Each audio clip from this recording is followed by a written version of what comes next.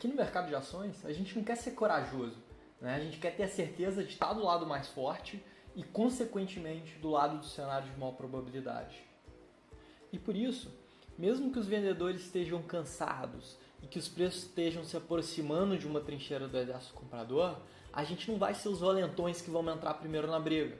Nós vamos deixar que os compradores que estão posicionados ali naquela trincheira, naquele suporte, façam isso primeiro e comecem a virar o jogo, para que aí sim a gente entre do lado deles. Porque quando eles provarem que realmente estão começando a virar o jogo, é aí que a gente quer entrar. E esse sinal de reversão que a gente quer ver, ele vai ser demonstrado pela formação de um candle de reversão para alta. Ou seja, um candle que mostre para a gente que o mercado estava caindo, mas que houve ali a reentrada da pressão compradora e que por isso o mercado provavelmente está quicando naquele patamar para depois voltar a subir. Isso vai ficar evidente para a gente pela sombra inferior do candle, que mostra que depois de ter marcado a mínima, os preços voltaram a subir, sentindo a reentrada da pressão compradora naquele patamar. E se isso está acontecendo em cima de um suporte, isso é um excelente sinal, porque prova que naquele patamar de preços realmente tem muita gente querendo comprar o papel. E é exatamente por isso que na hora que o candle chegou ali, né, tentou fazer uma mínima abaixo do suporte, a reentrada da pressão compradora se mostrou presente, né? Se alguém ainda tiver ficado com alguma dúvida em relação aos candles de reversão para alta, eu recomendo que assistam a aula que a gente tem sobre o assunto dentro do módulo introdutório. Agora, para a gente, não basta só os candles, a gente quer ver outro sinal de reversão. Eu quero ver que o preço atual daquela ação está muito distante dos preços de equilíbrio para aquela ação. E que por isso existe uma chance ainda maior de que aquele preço venha a se valorizar. Uma maneira de você enxergar isso é o seguinte: se você mora na região sudeste do Brasil e está fazendo agora 10 graus na sua cidade, você acha que a maior chance para o dia seguinte é que a temperatura suba ou que ela continue caindo? No que você apostaria seu dinheiro? É claro que você apostaria que a temperatura vai subir, né? Porque muito dificilmente a temperatura chega abaixo de 10 graus numa cidade da região sudeste do Brasil. E por que isso acontece?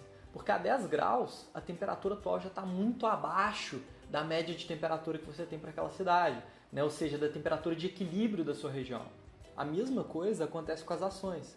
E como a gente viu na aula sobre bandas de Bollinger, elas são um indicador ideal para te mostrar isso. Quem não estiver se lembrando 100%, eu recomendo voltar e assistir essa aula sobre bandas de Bollinger de novo.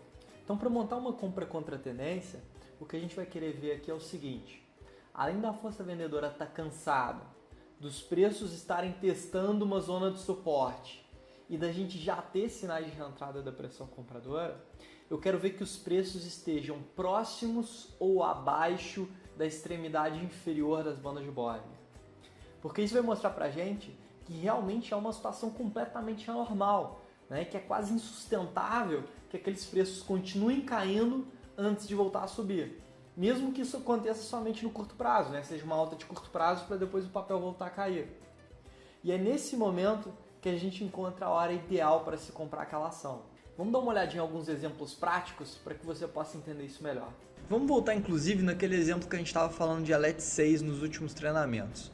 Vejam que, além da Elet estar testando um suporte importante em 6,95 e com IFR apontando o nível de sobrevenda, a gente tem a formação de um candle de reversão, que é demonstrado pela sombra inferior longa, tá? E os preços estão abaixo da extremidade inferior das bandas de Bollinger. Então são dois outros fatores muito poderosos que corroboram a perspectiva de alta no curto prazo que era apontada tanto pelo nível de sobrevenda quanto pela proximidade de uma zona de suporte importante em 6,95. E o resultado disso vocês já conhecem. O mercado se valorizou aí 13% em poucos dias.